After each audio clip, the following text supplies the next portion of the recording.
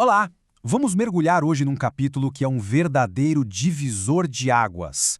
Lucas, capítulo 4. É aqui que a gente vê a missão de Jesus sendo testada, depois declarada e finalmente colocada em prática de um jeito impressionante.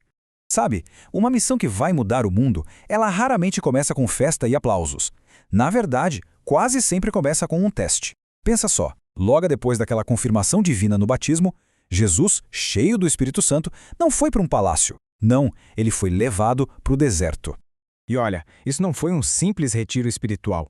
O que aconteceu ali, naquele isolamento todo, não foi só uma aprovação pessoal para ele.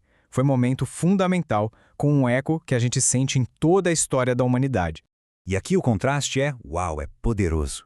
O primeiro Adão, num jardim perfeito, com tudo do bom e do melhor, falhou. Já Jesus, que a gente pode chamar de o novo Adão, enfrentou a tentação num deserto super hostil depois de 40 dias sem comer e saiu vitorioso. Isso qualificou de uma vez por todas como o representante perfeito para todos nós. A gente vê que o ataque veio em três frentes bem claras: a necessidade física, a sede por poder e o orgulho espiritual. Mas a resposta de Jesus, foi surpreendente. Ele não fez nenhum espetáculo, não usou seu poder de forma chamativa. Ele usou a sua arma mais poderosa, a palavra de Deus. Para a tentação do corpo, da fome, ele deixou claro, a dependência de Deus vem primeiro. E quando ofereceram a ele todo o poder do mundo em troca de um único gesto de adoração, a resposta foi firme. A lealdade e a adoração pertencem só e somente a Deus. E por último, quando foi desafiado a fazer um show para provar quem era, ele escolheu a confiança total em vez da arrogância. Essa vitória no deserto não era o fim da linha. Era, na verdade, a preparação para tudo o que viria pela frente. Agora sim, saindo do deserto fortalecido, aprovado, Jesus volta para casa. Lá em Nazaré, ele entra na sinagoga, no sábado. Um lugar que ele conhecia bem, mas que estava prestes a se tornar o palco de uma declaração que ia mudar absolutamente tudo. Entregaram a ele o livro do profeta Isaías, e quando ele leu aquelas palavras, não era só um texto antigo, sabe? Era a descrição exata da missão dele aqui na Terra. E então, com todos os olhares grudados nele, ele solta a bomba. Hoje se cumpriu a escritura que vocês acabaram de ouvir. Ele não estava só interpretando a profecia, ele estava dizendo: a profecia sou eu. A reação do pessoal foi imediata e dramática. O clima mudou da água para o vinho em questão de segundos. É chocante ver a rapidez com que tudo mudou. A admiração inicial por aquelas palavras de graça virou dúvida, depois virou raiva e, por fim, uma fúria assassina. E por quê? Porque ele desafiou as expectativas que eles tinham sobre o Messias.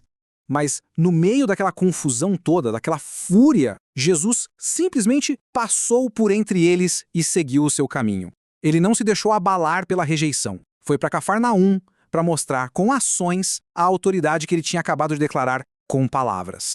E a autoridade dele era inquestionável. Ele ensinava como ninguém jamais tinha ensinado. Curou a sogra de Pedro com um toque, expulsou demônios com uma única palavra, até os demônios sabiam quem ele era. O poder dele não era só um discurso, era real e trazia liberdade e restauração por onde quer que passasse. Tá, mas e aí? O que a gente tira de toda essa história para a nossa vida hoje? Bom, esse capítulo incrível nos deixa 4 lições muito práticas sobre como viver com propósito e com fé.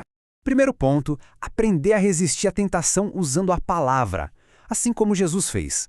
Segundo, a necessidade de depender totalmente de Deus e não da nossa própria força.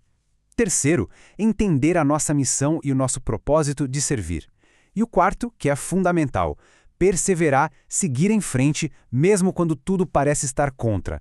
É quase um mapa para a nossa jornada espiritual, não é mesmo? Fica bem claro que Lucas 4 não é só um relato antigo. É um guia vivo, super prático, que nos encoraja a seguir o exemplo de Cristo em cada passo da nossa caminhada. A mensagem de Lucas 4 é poderosa demais para ficar guardada.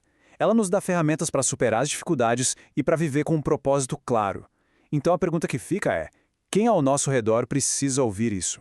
Ao compartilhar esta análise, a gente pode ajudar outras pessoas a encontrarem a mesma força e a mesma direção que Jesus nos mostrou. É uma mensagem que merece ser espalhada.